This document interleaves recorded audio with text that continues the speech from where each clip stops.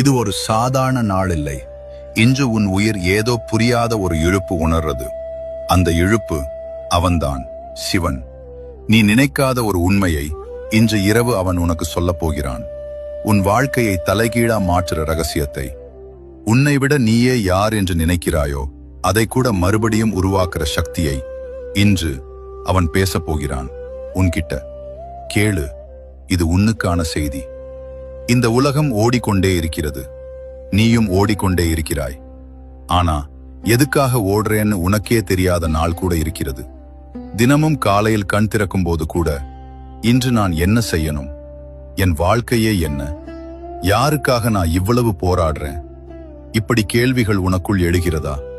அதுக்கு சிவன் சொல்ற ஒரே ஒரு வரி: உனது நிலையை புரிந்து கொள்ளாமல் வாழ்க்கையை தாண்டி போக முடியாது. அவன் சொல்றது என்னன்னா, நீ ஓடுறத நிறுத்தணும்னு இல்ல, ஆனா நீ எதுக்காக ஓடுறேன்னு தெரிஞ்சா போதும். உன் உயிர் சோர்வாகிறது உன் பாதை உனக்கு தெரியாம ஓடுறதால. சிவன் சொல்றார், நான் உன் முன் பாதை இருக்கு, நீ பயப்படுற வேகத்தால உனக்குத்தான் அது தெரியல. இது உண்மை.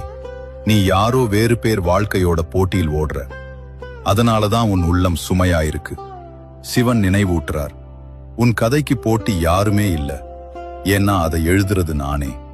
நீ எத்தனை நாள் துன்பத்தை உள்ளுக்குள் தாங்கி இருந்திருக்க?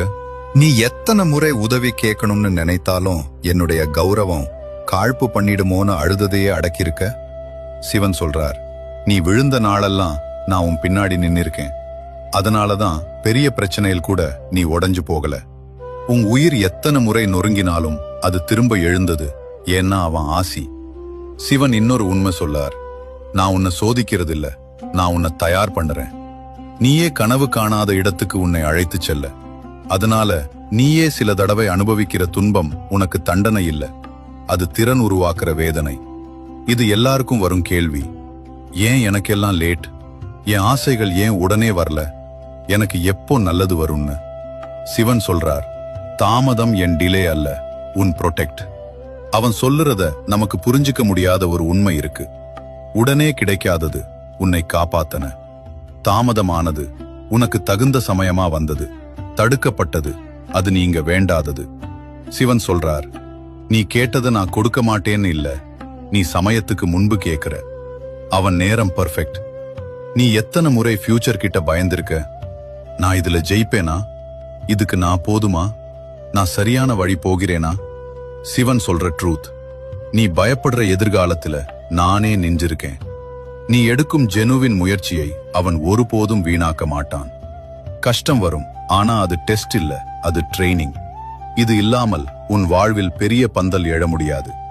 சிவன் சொல்றார், நீ ஒரு அடி வச்சா அதுக்கு 10 அடி நான் உனக்காக போட்டிருப்பேன். அதனால நீ போகிற வழியே தவறானது இல்லை, அது உனக்கு வடிவம் கொடுக்கிற வழி. இப்போதெல்லாம் நீ குறைவா பேசுற, குறைவா ரியாக்ட் பண்ற பல விஷயங்களை குவாய்ட்லி இக்னோர் பண்ற புதிய ஆசைகள் வந்து பழைய மனிதர்களை விடுற அமைதி தான் உனக்கு முக்கியமா இருக்கு.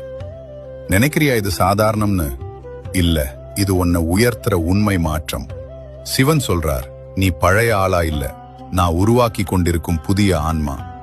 அதனாலதான் உனக்கு எல்லாவற்றையும் வேற கண்களால பார்க்க ஆரம்பிக்கப்பட்டிருக்கு. ஒன்று, உன் வாழ்க்கையில் இருந்த குழப்பம் தெளிவாக மாறும். சிவன் சொல்றார், நீ அறியாமலே நான் உன் வழியை சுத்தம் செய்கிறேன். 2, துரோகம் செய்தவர்கள் தானாகவே வேறுபடுவார்கள், அவன் எனர்ஜி உன்னை காக்கும். 3, உன் வருமானம் உயர ஆரம்பிக்கும் சந்தர்ப்பங்கள் கை கொடுக்கும். 4, உன் உள்ளம் அமைதி அடையும் எல்லா நேரத்திலும் டிவைன் கைடன்ஸ் வரும். 5, உன் வாழ்க்கையில் ஒரு பெரிய மாற்றம் உன்னை உயர்த்த போகுது.